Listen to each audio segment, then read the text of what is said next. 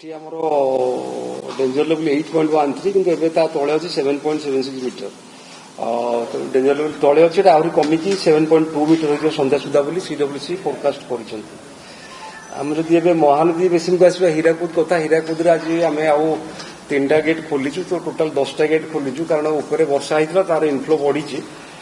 सेठु एबे आमे जलभंडार को प्रवेश करछि 2,08,000 क्यूसेक जल आम तौक छाड़ू 1,60,000 क्यूसेक जल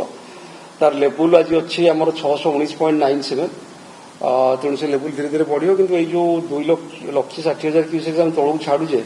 ताद्वारा महानदी बन्या आसवर कौन संभावना ना आम मैक्सिमम 3.5 ରୁ 4 लाख क्यूसेक्स पाइबा मुंडली प्रवाह कारण मझे टे वर्षा हीराकुद रु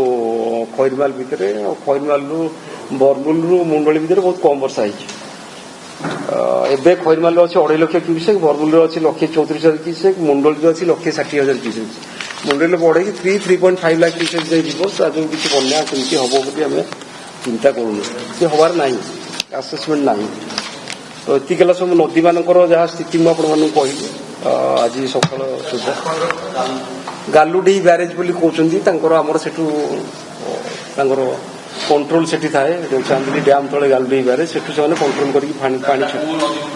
सुवर्ण रेखा उपर पड़ो काली संध्या पर तार प्रभाव पड़ो